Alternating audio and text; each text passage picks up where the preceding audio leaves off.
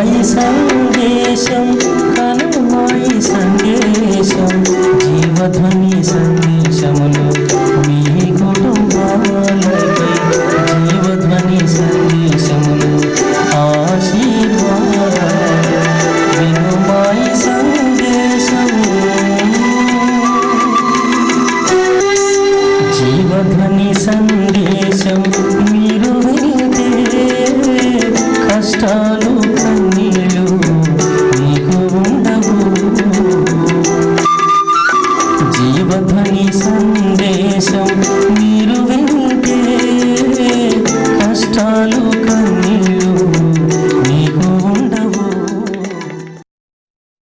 ఈ జీవధ్వని సందేశం వింటున్న మీకు మా జీవం గల దేవుని మందిరం పక్షాన మీకు నా వందనాలు. ఈ కార్యక్రమం ముందుగా ఒక చక్కనైన పాట విని ఆలకిద్దాం. ఈ ఛానల్ తిప్పకుండా చూడండి, మీ జీవితంలో అద్భుతాలు జరుగుతాయి.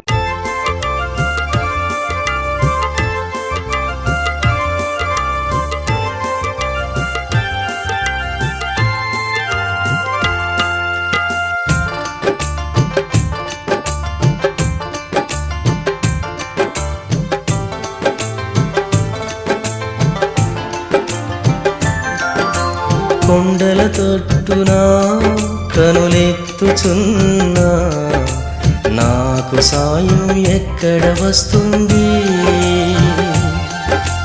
కొండల తొట్టునా కనులెత్తుచున్నా నాకు సాయం ఎక్కడ వస్తుంది. నీవే నీవే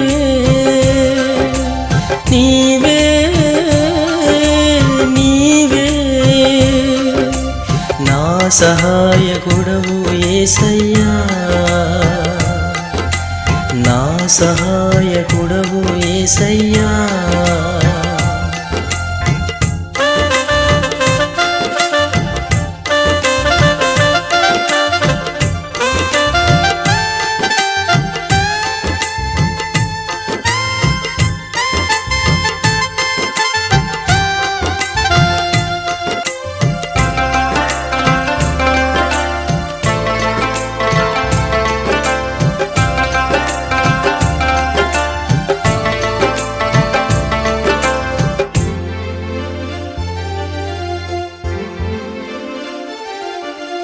నీవే మార్గము సత్యము జీవమని నేను వెంబడించినాను యేసయ్యా. నీవే మార్గము సత్యము జీవమని నేను వెంబడించినాను యేసయ్యా. నా తోడు నీవై నడిపించుమా, నా తోడు నీవై నడిపించుమా.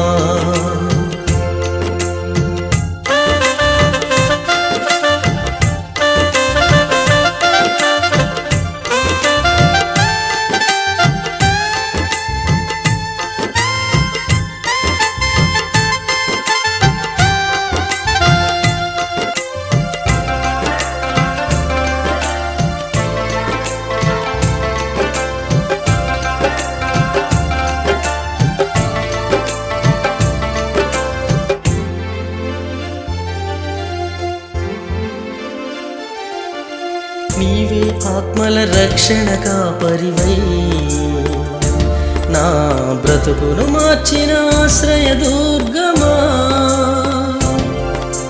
నీవే ఆత్మల రక్షణ కాపరివై నా బ్రతుకును మార్చిన ఆశ్రయ దుర్గమా.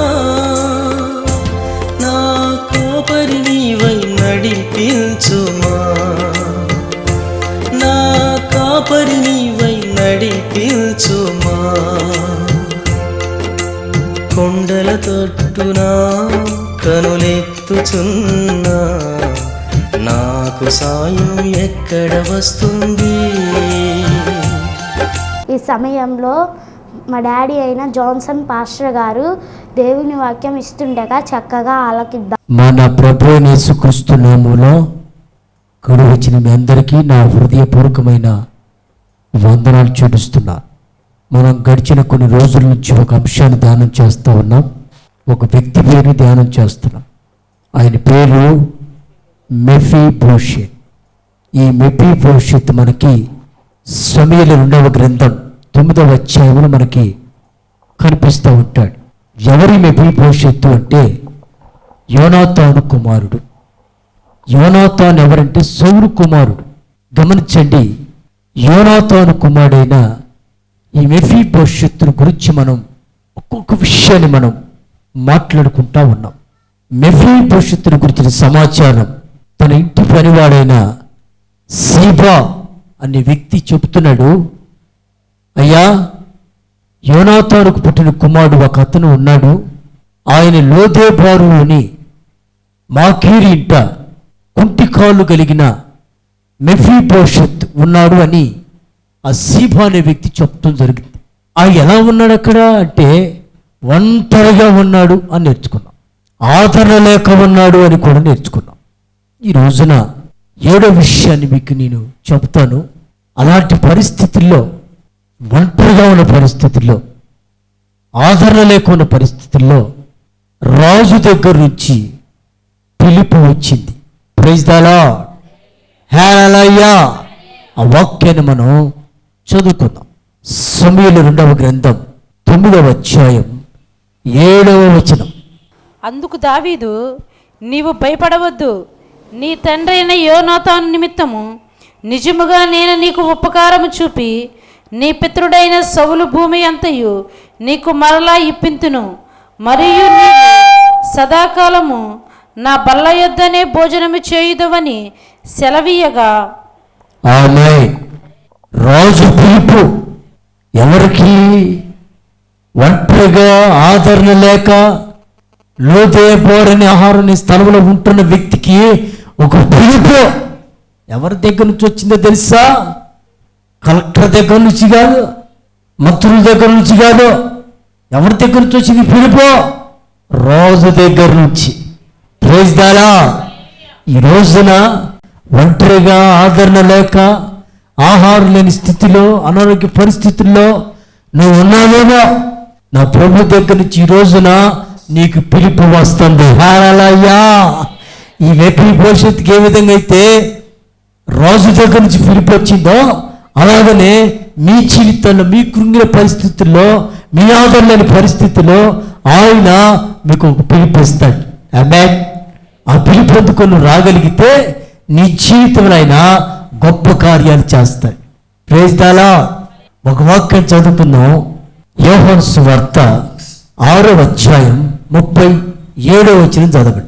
తండ్రి నాకు అనుగ్రహించు వారందరూ నా యొద్దకు వత్తురు, నా యొద్దకు వచ్చువానిని నేనెంత మాత్రమునో బయటకి త్రోసివేయను. ఆమేన్. అక్కడ అంటాడు, తండ్రి నాకు అనుగ్రహించిన వారందరూ నా దగ్గరకు వస్తారు, వాళ్ళని నేను ఎంత మాత్రం కూడా త్రోసివేయను. హల్లెలూయా. ఆయన తండ్రి నాకు ఎవరినైతే అనుగ్రహిస్తారో వాళ్ళందరూ వస్తారు నా దగ్గరికి. ఆయన అనుగ్రహించిన వాళ్ళు ఎవరో, ఆయన ఎవరినైతే పిలుస్తారో వాళ్ళు నా దగ్గరికి వస్తారు. నా ప్రియమైన దేవుని బిడ్డలారా, ఈ రోజున దేవుని సన్నిధికి ఎందుకు రాలేకపోతున్నావు? దేవుని మందిరంలో ఎందుకు ఉండలేకపోతున్నావు తెలుసా? దేవుడు నిన్ను పిలవలేకపోతున్నాడు. దేవుడు పిలిచి ఉంటేనే వచ్చేదానివే. ఇక్కడ ఈ మెఫీబోషెత్ అనే వ్యక్తి కాలు లేనివాడే, ఒంటరివాడే, ఆదరణ లేనివాడే, ఆహారం లేనివాడే, అమ్మబడిన వాడే. కానీ రాజు దగ్గర నుంచి పిలుపు. Praise the Lord. కారణం ఏంటి తెలుసా? దేవుడు ఏర్పాటు చేసుకున్నాడు కనుక. ఆమేన్. రాజు నిన్ను పిలిచాడంటే, దేవుడు నిన్ను పిలిచాడంటే అర్థం ఏంటంటే దేవుడిని ఏర్పాటు చేసుకున్నాడు. అధిక ప్రభు చెప్తాడు, నా తండ్రి ఏర్పాటు చేసుకున్న అందరూ నా దగ్గరకు వస్తారు. నువ్వు రాలేదంటే అర్థం ఏంటంటే నా తండ్రి నిన్ను ఏర్పాటు చేసుకోలే. దేవుడు నిన్ను ఏర్పాటు చేసుకుంటే ఖచ్చితంగా నీవు ఆయన మందిరంలో కనపడతావు. ఆమేన్. ఇక్కడ ప్రభు అదే మాట అంటాడు, నా తండ్రి ఏర్పాటు చేసుకుని ప్రతి ఒక్కరు వస్తారు, వచ్చిన వాళ్ళని నేను త్రోసివేయను. హల్లెలూయా. మెఫీబోషెత్ రాజు పిలుపు వచ్చింది. రాజు పిలుపు వచ్చిన మరుక్షణమే నా వల్ల కాదు, నేను రాలేను, నీ కుంటుకాళ్ళు అర్థం కావట్లేదానికి, ఆయన రమ్మను ఒకసారి అనట్లా. రాజు పిలుపుని అంగీకరించాడు. ఆ ప్రియమైన దేవుని బిడ్డలారా, ప్రభు నిన్ను పలుమార్లు పిలుస్తున్నాడే. ఏమండి, పాటలు పాడుతున్నప్పుడు నీకు వినపడుతున్నట్టు అర్థం ఏంటి తెలుసా? ప్రభు నిన్ను పిలుస్తున్నాడు. ప్రార్థన చేస్తుంటే నీ చెవులు కనపడుతుంటే అర్థం ఏంటి తెలుసా? ప్రభు నిన్ను పిలుస్తున్నాడు. వాక్యం చెప్తుంటే నీ చెవులు కనపడుతుందంటే అర్థం ఏంటి తెలుసా? ప్రభు నిన్ను పిలుస్తున్నాడని. కానీ ఎన్ని మార్లు ప్రభు పిలిచినా నువ్వు లోబడట్లేదు. కానీ మెఫీబోషెతు కుంటికాళ్ళు గలవాడైనా సరే రాజు పిలిచిన వెంటనే అంగీకరించాడు. ఆమేన్. కనుక ఆయన పిలిచినప్పుడు ఆ పిలుపుకు తగ్గట్టుగా నువ్వు ఉండగలిగితే నిశ్చయముగా దేవుడు నిన్ను ఆశీర్వదిస్తాడు. Praise the Lord. ఒక వాక్యం చదువుకుందాం. ఎఫెసీయులకు రాసిన పత్రిక 4వ అధ్యాయం 2వ వచనం చదవండి. మీరు పిలువబడిన పిలుపునకు తగినట్లుగా దీర్ఘశాంతముతో కూడిన సంపూర్ణ వినయముతోనూ సాత్వికముతోనూ నడుచుకునవలనని ప్రభువును బట్టి ఖైదీ అయిన నేను మిమ్మును బతిమాలుకొనుచున్నాను. ఆమేన్. చూడండి, అక్కడ అంటాడు పిలుపుకు తగ్గట్టుగా మీరు నడుచుకోవాలి. ఆమేన్. ఎలా నడుచుకోవాలి? పిలుపుకు తగ్గట్టుగా నడుచుకోవాలి. ఎవరు పిలిచారు నిన్ను? నా దేవుడు యేసయ్య నిన్ను పిలిచాడు. నేను పిలిచినప్పుడు ఆ పిలుపుకు తగ్గట్టుగా నువ్వు నడుచుకోవాలి. దావీదు రాజు మెఫీబోషెతుని పిలిచినప్పుడు మెఫీబోషెతు కూడా రాజు పిలుపుకు తగ్గట్టుగానే నడుచుకున్నాడు. హల్లెలూయా. ఆయన పిలుపుకు తగ్గట్టుగా నువ్వు నడుచుకోగలిగితే నిన్ను దేవుడు ఖచ్చితంగా ఆదరిస్తాడు. నువ్వు ఒంటరిగా ఉన్నా, ఆదరణ లేకపోయి ఉన్నా, దేవుడిని పిలుస్తున్నట్టు అర్థమేంటి తెలుసా?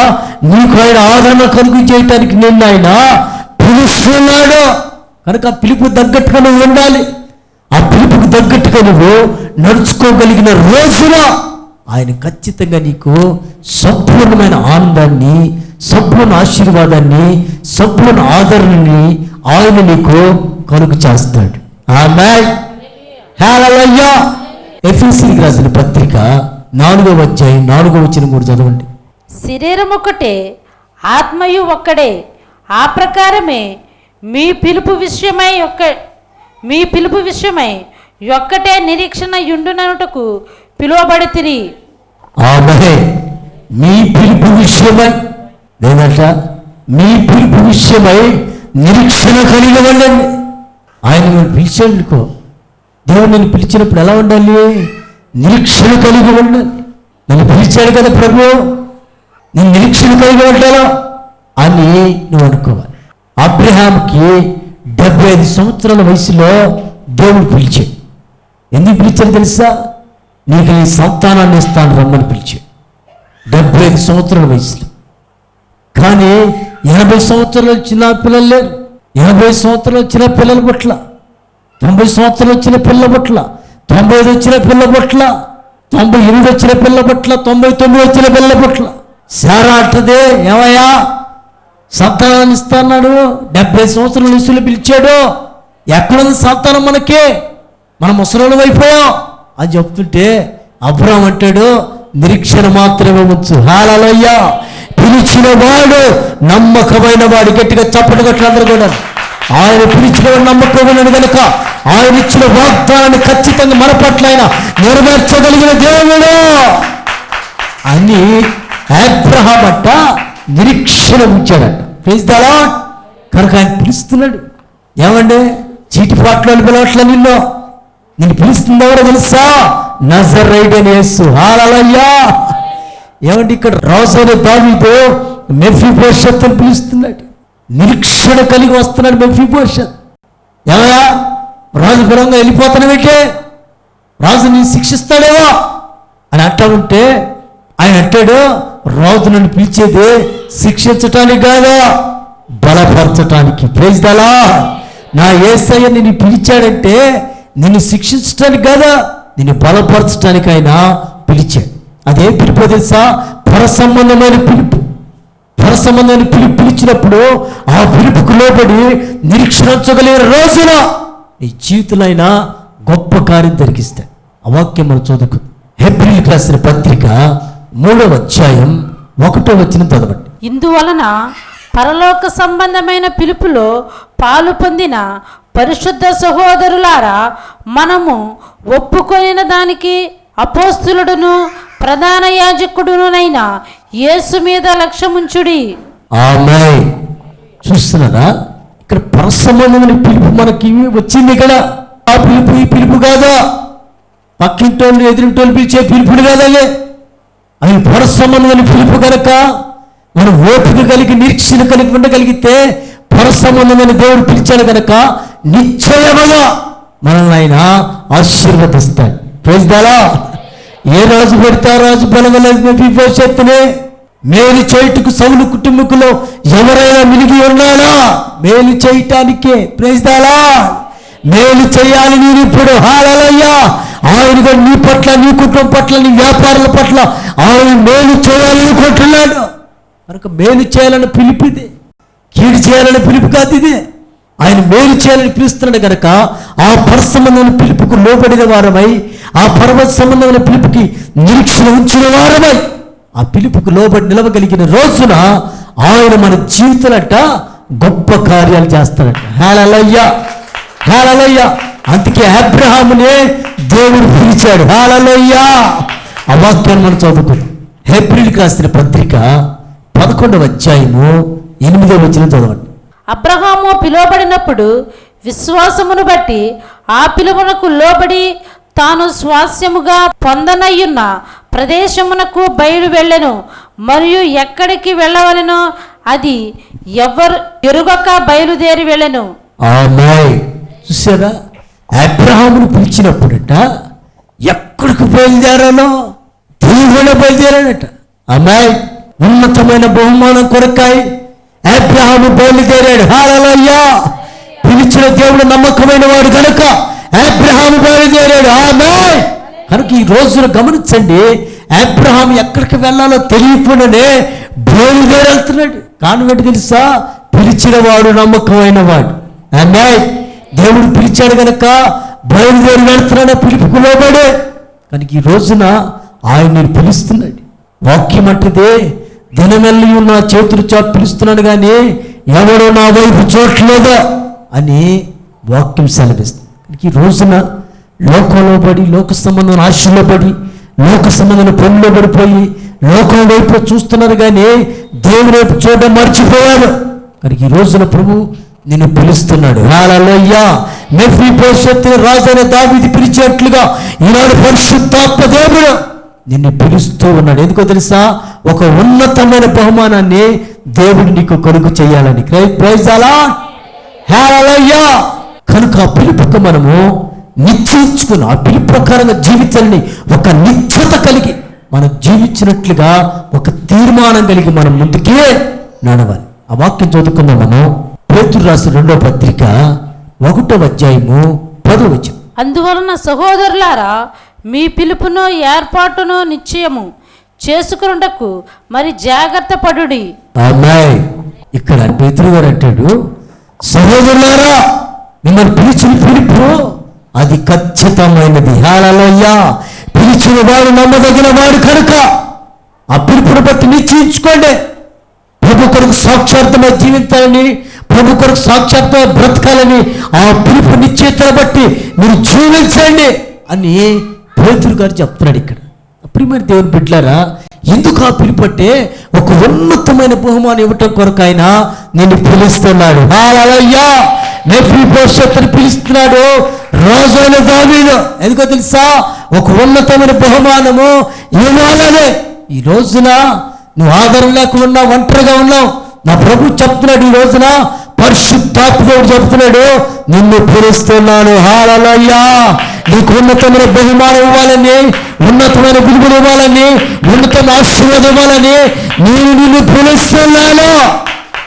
చూడండి, ఫిలిప్పీయులకు రాసిన పత్రిక 3వ అధ్యాయము 14వ వచనం చదవండి.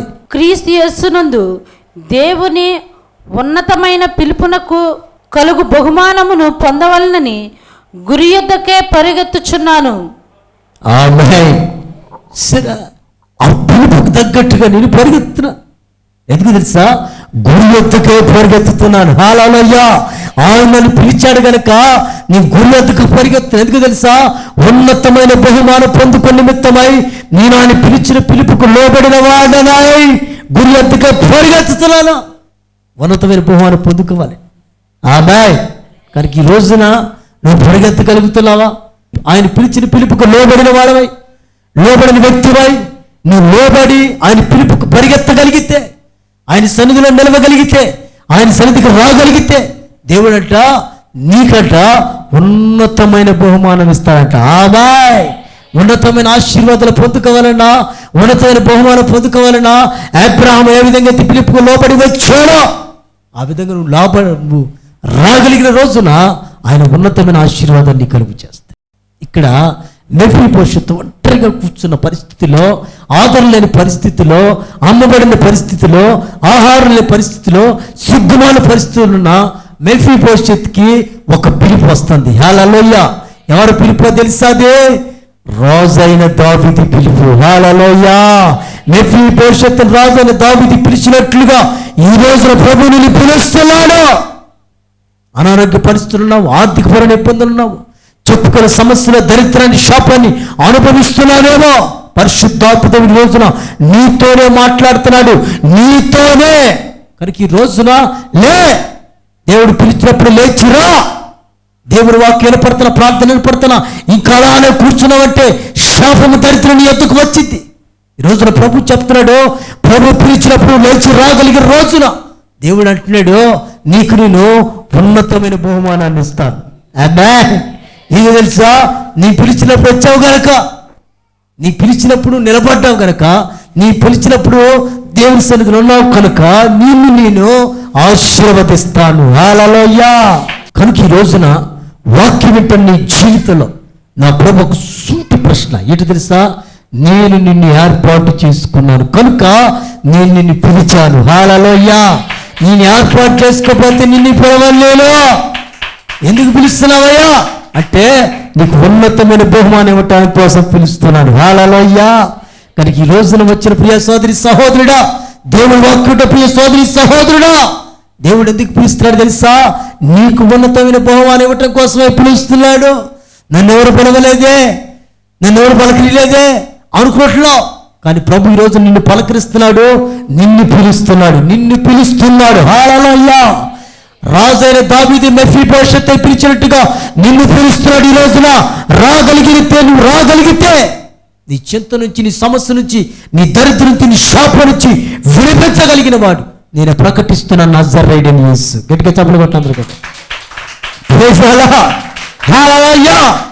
ఆయన గొప్ప దేవుడండి.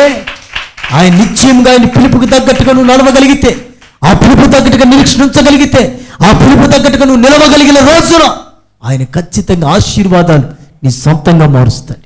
ఉన్నతమైన బహుమానాలు ఆయన నీకు ఇవ్వటానికి ఆయన సిద్ధంగా ఉన్నాడు. కానీ ఈ రోజున వాక్యమైన ప్రియ సోదరి సహోదరుడా, నీ హృదయం విశ్వసించగలిగితే, ఈ రోజు దేవుడు నన్ను పిలిచాడని ఒక ఆశ కలిగి, తృష్ణ కలిగి, దేవుడి మందిరం నిలబెడతాను తీర్మానం కలిగి నువ్వు ప్రార్థనలు ఏకీపించగలిగితే నీ కొరకు నీ ప్రార్థన చేస్తాను. కానీ ఈ రోజున ఒక బలమైన తీర్మానం కలిగి, ప్రభా మెఫీబోషెతును పిలిచిన వాడివి, నన్ను కూడా పిలువు ఆయన ఒక బలమైన తీర్మానం కలిగి ప్రార్థనలు ఏకీపించగలిగితే నీ కొరకు నీ ప్రార్థన చేస్తాను.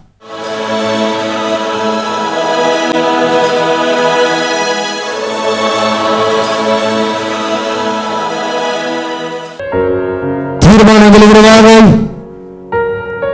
ప్రభువా మెఫీబోషెతు పిలిచినట్లుగా ఈ రోజు మమ్మల్ని పిలిచారు. నమ్ముచున్నా ప్రభువా, అభిషేకంతో నింపినాయనా, నీ కృపను బలపరచు ప్రభువా. ఈ పిలుపుకు లోబడిన వాడవా, నా శక్తి యావత్తు ఇప్పించగలిగిన దేవుడా, నా ఆరోగ్యాన్ని ఇవ్వగలిగిన వాడా, వ్యాపార వృద్ధిపరచగలిగిన వాడా,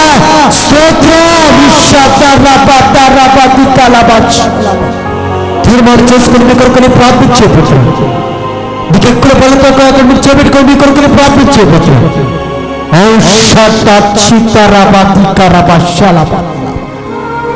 ప్రేమగల మా తండ్రి పరిశుద్ధులని పొందనాలి. ఎంతమంది వాక్యములు ప్రభువా నా జీవితాల్లో ప్రభువా నిరీక్షణ కలిగి ఉన్నారు, బలహీనతలు చేపట్టుకున్నారు. ప్రతి మైగ్రేన్, ప్రతి స్పాండైటిస్ ప్రభా, ప్రతి అటాటిస్ ఇప్పుడే లార్డ్ టచ్. ప్రతి HIV patient heal the in the name of Jesus. ప్రతి క్యాన్సర్ గట్ లైవ్ అయిపోవుడు గాక అని తప్పిస్తున్నాం. ప్రతి అల్సర్, ప్రతి బీపీ, ప్రతి షుగర్ నార్మల్ రిపోర్ట్లు వచ్చును గాక. రాతారా బాదిని బిరికరల భాష సంతానం బిడ్డకి ఇప్పుడు గర్భాలు ఓపెన్ అవ్వడం గాక అని తప్పిస్తున్నాం ప్రభా. గర్భిణీ స్త్రీలకు సుఖమైన డెలివరీ అనుగ్రహించమని ప్రార్థన చేస్తున్నాం. ప్రతి థైరాయిడ్ సమస్యను విడిపించమని ప్రార్థన చేస్తున్నాం. ప్రతి కిడ్నీ రోగులు కరుగుపోవడం గాక అని తప్పిస్తున్నాం. ప్రతి గుండె బాధితులను విడిపిస్తున్నందుకు స్తోత్రాలు తెలుస్తున్నాం ప్రభా. ప్రతి మోకాలు, ప్రతి నడువులో ఇప్పుడే heal the in the name of Jesus. Lord touch. ప్రతి చాతపడి చీకటి శక్తిని పీడించబడిన ప్రతి కుటుంబం ఇప్పుడే లార్డ్ టచ్. ప్రతి రోగం నుంచి, ప్రతి శాపం నుంచి, ప్రతి దరిద్రం ఇప్పుడు విడిపిస్తున్నది స్తోత్రం. ఉద్యోగులకు ఉద్యోగం దాయిచ్చని ప్రార్థన చేస్తున్నాం. ప్రమోషన్ దాయిచ్చని ప్రభా. వ్యాపారానికి వ్యాపారం వృద్ధి కలిగించాలని ప్రార్థన చేస్తున్నాం. మీ బలమైన అభిషేకాన్ని చేస్తుండగా ప్రతి ఒక్కటి తాకండి. అభిషేకం బిడ్డలకు అభిషేకం చేస్తున్నా ప్రభుత్వం కొన్నారు. అప్పులతో ఉన్న బిడ్డలకు అప్పుల బాధని విడిపిస్తున్నది స్తోత్రం. ప్రతి సమస్యను, ప్రతి దరిద్ర, ప్రతి శాపాన్ని ఇప్పుడే యేసునామములో కొట్టివేస్తున్నాం.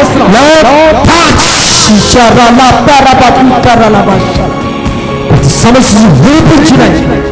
ఈ వరకు నమ్మకమైన సాక్షులుగా నిలబెట్టుకోమని నజరేయుడైన యేసునామములో అడుగుచున్నాము తండ్రి. ఆమేన్, ఆమేన్, ఆమేన్.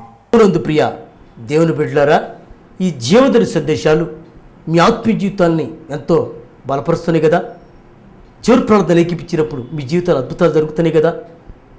లక్షల మందికి సువార్త అందించడానికి, ఈ భారభరితమైన పరిచర్యకి మీరు సహకరించాలనుకుంటున్నారా? ఖచ్చితంగా మా ఈ పరిచర్యలో మీరు సహకారులుగా ఉండాలని ప్రభుపేట మీకు మనవి చేస్తున్నాను. ఈ భారభరితమైన ఈ పరిచర్య లక్షల మందికి సువార్త అందించడానికి కేవలం 1,000 రూపాయలు మాత్రమే ఎపిసోడ్ ఖర్చు అవుతుంది. దయచేసి ఈ 1,000 రూపాయలు మీరు కనుక ఈ కార్యక్రమాన్ని స్పాన్సర్ చేయగలిగితే లక్షల మంది జీవితాల్లో మీరు గొప్ప ఆశీర్వాదానికి కారకులుగా మార్చబడతారు. కనుక దయచేసి మీరు ఈ కార్యక్రమానికి స్పాన్సర్ చేయండి. మీ జీవితాల దేవుడు అద్భుతాలు చేస్తాడు. దేవుడు మిమ్మల్ని దీవించునుగాక. ఆమేన్, ఆమేన్, ఆమేన్.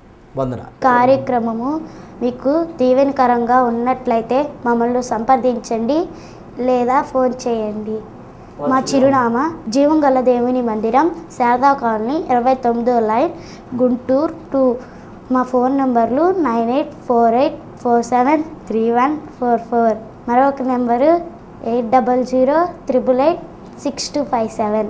మీ అందరికీ నా వందనాలు.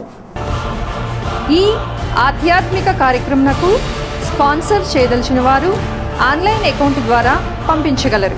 మా account number N Johnson, account number SBI 302329444725, Arundelpet, Guntur.